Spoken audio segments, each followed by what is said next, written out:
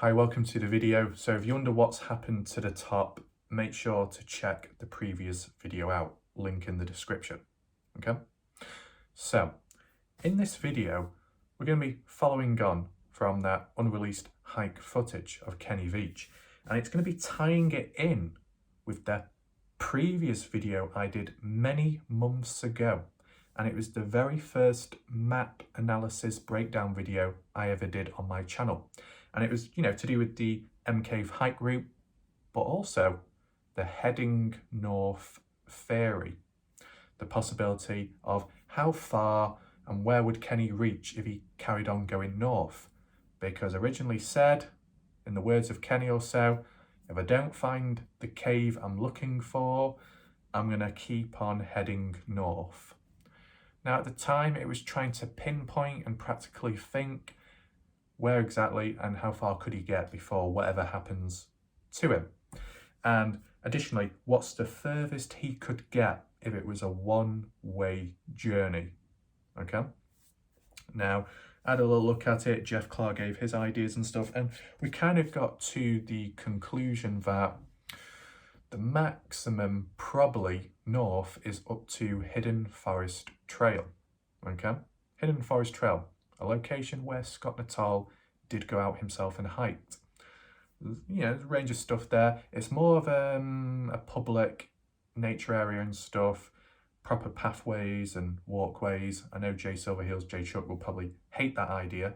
They prefer proper off-road, desert dog type behaviour. Oh my God, dog behaviour. Person, I'm a field dog. I'm gonna keep this short. They like it rough. Shit, that sounds worse. They like, off the beaten paths. I think that's a quote by Kenny in a way. Off the beaten path. So yeah. Anyway, so we came to the conclusion, me and Jeff, that it's probably up to Hidden Forest Trail or just a bit before is the furthest Kenny could reach. Even in addition, if he was to camp out in certain areas, because, at the end of the day, 3-day hike. So yeah, but I think that's not possible anymore. I'm going to explain right now. So, in terms of the state Kenny was in during that unreleased footage, quite clearly he must have set up the tripod, the camera, started recording exactly as he got back, immediately as he got back from his, hike route. He looked exhausted. He looked knackered. He couldn't even manage to drink, intake alcohol and even water because he just couldn't swallow it. It hurt. It really did. So, it's been brutal. Whatever he's done, where he's gone, and with limited resources, it's been very difficult. Definitely took it out of him.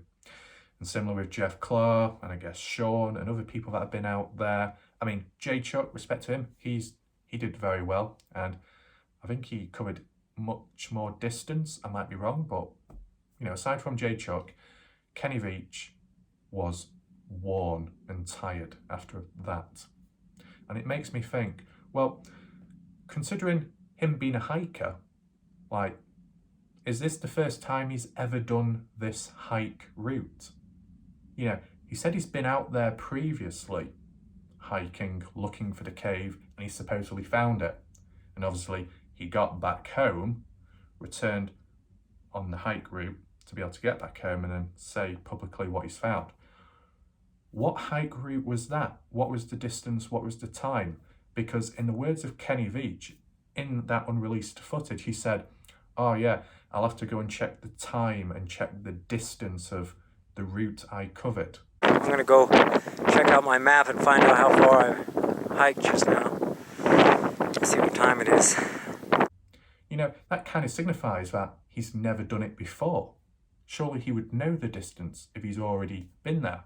I mean, sometimes if I've been on the odd walk, I remember the distance, or the time at least. But the way Kenny was, it's like it's the first time he's ever done it. So was he in a different area this time and that's why he couldn't find the cave? Or did he take a different route compared to what he did last time? I don't know. So with the same hike route in mind to Sean's, if that's what Kenny did, heading north through Jeremy Canyon and going up to the mine shaft and eventually going over Wild Horse Pass, turning left, passing the cave, going through Pitch Canyon and then coming all the way back, the total distance of that in miles there and back, roughly 10.46 miles. And moving at, constant moving speed with the odd few breaks, about 9 hours in total. That's how long it would take. So we're taking that all in mind, okay, it's bound to be wearing, it's bound to be brutal and rough. I guess Sean said it himself, Jeff Clark most definitely did as well. That was probably the most challenging hike I've ever done in my life. And I've been to scout camps, I've been on some big hikes. So, it's bound to take it out of Kenny by the time he gets back, especially when recording immediately. That's where we can see the raw, evidence of the toll it takes on the body. Because maybe for some people, they only started recording once they recovered, or maybe 10 minutes, 15, 20 minutes after getting back to the car and then, drinking and all that. He did it immediately. So it's very evident that distance and the time took is a lot.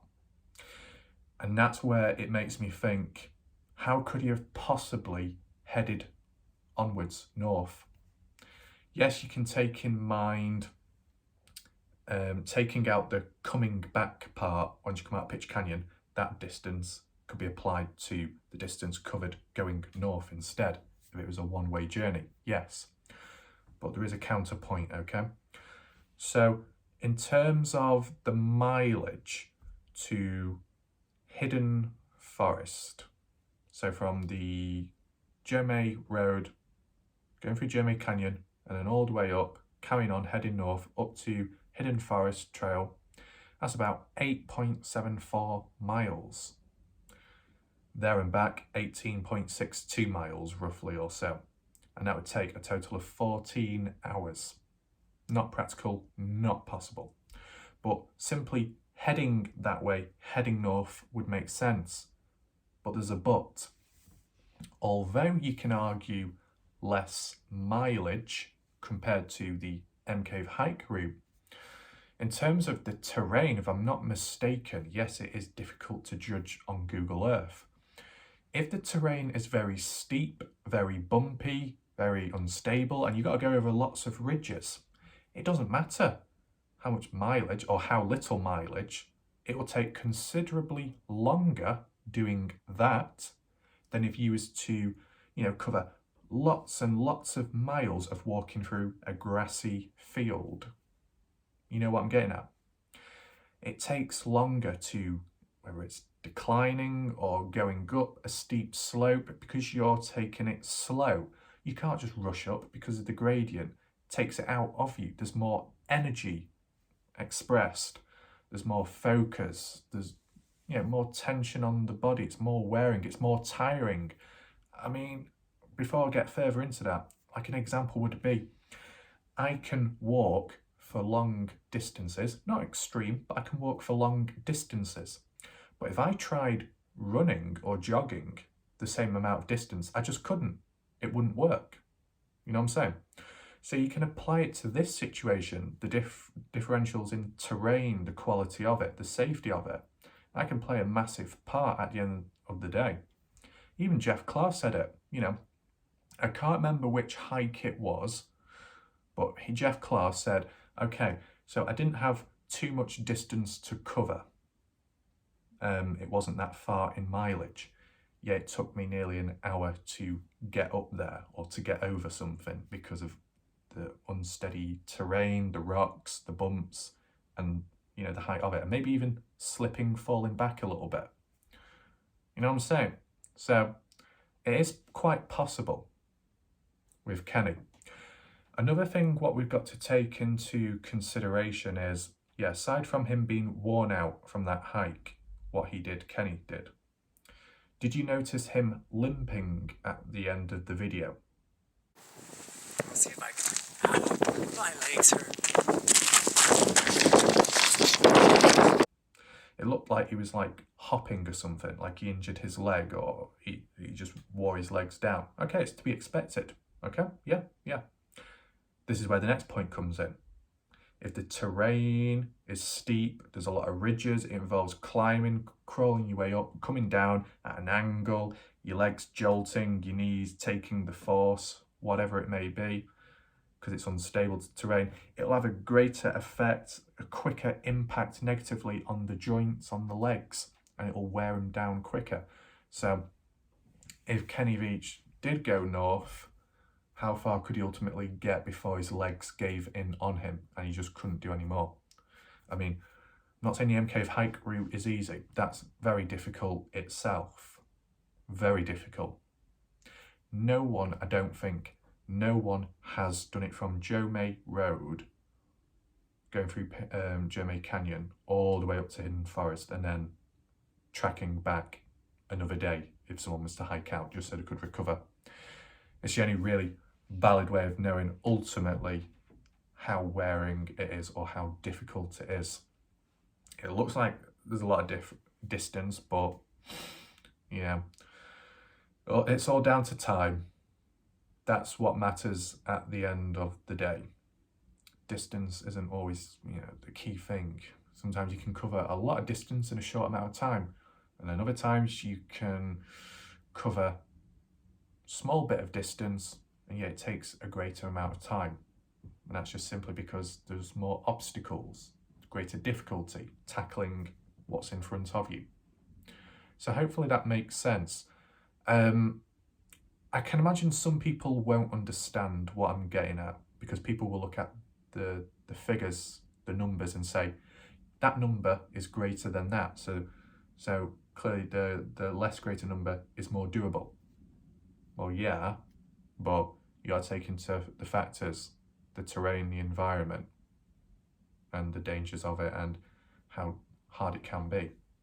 Look at Jeff Clark when he did that hike. I don't know the mileage, I can't remember it off the top of my head. Maybe I can present it on screen right now, possibly. But nevertheless, I don't think it was as much mileage as the M Cave hike route, nor not quite up to Hidden Forest, and especially not there and back. And yet, regardless of that, due to the simple terrain, the area, and the dangers of it, it did take Jeff Clark quite a while, and I think it did go dark as well. So that was just an example of not as much mileage, yet it still took a long time, if not longer, because of the obstacles and the rocks and everything. And I'm sure Jeff Clark can state that or give a certain opinion in the comment section as well. I just think it's necessary to make this video, because the only reason why I can make it now, after all these months, is simply because the unreleased footage was presented now. Yes, I could have took it from the words of Jeff Clark, maybe Jay Silverheels, Jay Chuck, Sean, at the times they hiked out there, how they said it was tough, it was rough, and it was wearing. But you can't always generalize those experiences to somebody else's. Just like when it comes to lifting weights. Sure, that person might have been able to deadlift 300 pounds and it was very difficult and tough and wearing. And there's that one individual who hasn't done it yet, or one individual we don't know the results of. We can't apply all those experiences to that one individual, because it might be different for that one individual. Maybe they find it much easier, or maybe they find it even more difficult. We don't know until we see the results. We see the replay footage. And in this case, in recent time, 28th of November, we did see the replay. We did see the unreleased, video of Kenny.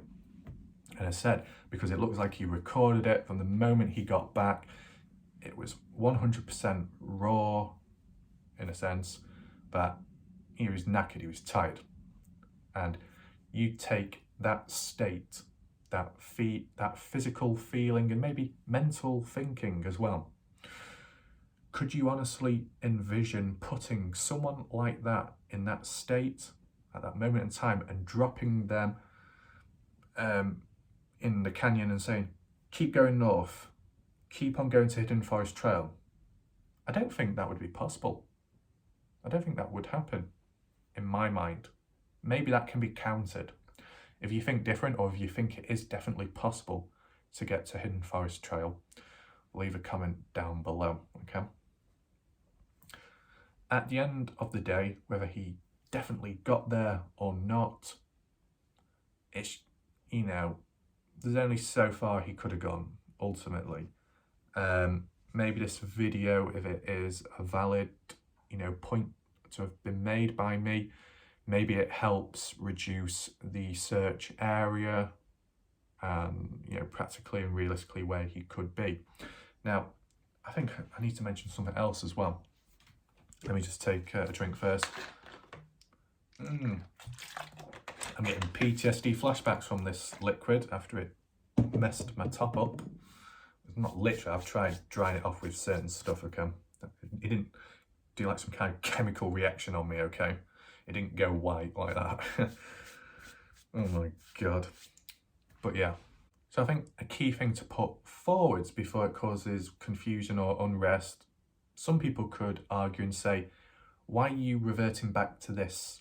Well, I'm not directly reverting back to this in a sense. I'm still basing it off other viewpoints and perspectives, because there were other people as well that at a point in time, and maybe still now, thought Kenny is out there in the desert and did go north. I had that idea back then. Do I still have that idea now? I don't know. In a sense, no, obviously. That's why I'm making this video, kind of debunking it in a way. But if there are people still out there who truly believe Kenny is in the desert and he did go north and he is out there in a certain area, then fair enough. Leave a comment saying that. But I'm just giving a different perspective now, like how I did with the keyhole. Before people get their pants in a twist, different perspective now. More in this case because there was additional material and footage to work off from, compare, and in a way calculate the possibilities, okay? I didn't have this footage back then when I made the video. I was limited. That's the key underlying thing of this mystery. Limited resources, limited material. Maybe not as much now, but back then, and especially for people even further back when they were doing stuff, literally nothing whatsoever you could use. Didn't know where to look, where to find. There was nothing compressed into one. There was no compilations. There was no categorization, orders of dates. It was scattered. You know what I'm saying? So when it came to making videos back then, you know, it could only be, you know, opinions, ideas and theories could only be given at that relevant time with relevant information and material back then. And as things have progressed or advanced, new stuff's come out, more findings, more researched, arguments can be made, counterpoints can be made, debunking previous stuff, past materials and past videos. Why not? If it helps clear things up, if it helps reduce the mystery, why not? If it helps reduce the search area or the possibilities of where Kenny could exactly be, well, that's good. And you know, I'm not going to delete previous videos or whatever. What's the point? What's the point? Have I ever deleted videos? Well, non-mystery ones, yeah. The only other one was, well, it wasn't deleted. It was set as private, I think, because it was the map one where it glitched out and I re-uploaded it, so it wasn't glitched, okay? So people were getting the better viewing experience, but people, I think, were getting a bit confused because the other video was still up publicly. So some people were watching the dodgy one, some people were watching the good one. So I had to cut it off, if that makes sense. So it was all focused on one. Yeah, you know what I mean. So I think that's it. I think that explains it all. You know, it kind of ties into the previous video I did. That's why it's back to back. Hopefully people watch both, preferably the first one followed by this one. And then you can give your opinions and stuff down below. As for other unreleased footage, who knows? But, you know, Sharon did say something about she would release it at a certain point in time. I still think, though, ultimately, it's still strange and a little weird how the month match up, but the year doesn't. That still doesn't make any sense. Why now? Why not then? Why not November of the year you posted that comment, which was a couple of years ago? No one questioned it, but I'm just going to explain very quickly, just in case there's any confusion. That screenshot what I showed, not in the previous video, but the one before it, the analysis one, and I showed that comment by Sharon, how Sharon said, in November, I'm going to release the footage. As you saw in the screenshot, it said, what, like 2 years ago. That was 2 years ago. I screenshotted that comment 1 year ago. Okay? So, if I screenshotted it now, if I could actually find the comment, I couldn't find it now. I don't know if it's been deleted. That'd be a bit weird, wouldn't it? I tried looking, I couldn't find the comment. But if I screenshotted it now, it would be exactly 3 years or so to when she posted that comment. So that's why I was saying 3 to 4 years. The screenshot said 2 years plus 1 extra year because it was 1 year ago. I screenshotted it. If I screenshotted it now, a year on, put it onto the 2 years, that's 3 years. I hope I said that correctly. It'd be embarrassing if I got that wrong. But yeah. The only reason why I was saying that is because I think they said the documentary was done, recorded, or it began interviews or something in 2020. I'm sure she might have said 2019 or so. I might be wrong. I saw a year 2019, so I think, what do we want? 2019, 18, 3 years ago. It'd be like 2018 from when Sharon left that comment about saying, gonna release it November, and yet 3 years on, then the month of November, then it's released just after the documentary. That's weird. So the comment back then was before the documentary took place and before she was interviewed. So why was it planned? What else? Well, 2 theories, 2 ideas. Might as well just state them now. One idea concept could be the reason why it was done so late on is because of the documentary thought it was fitting, give a preview, give a different perspective, because, you know, maybe she thought it was the right time now to do it, okay? It was the right time. She's recovered. I'm just saying that, she's recovered. She's the documentary is now coming out, so we might as well release something in memory of Kenny because of this documentary. That could be one perspective.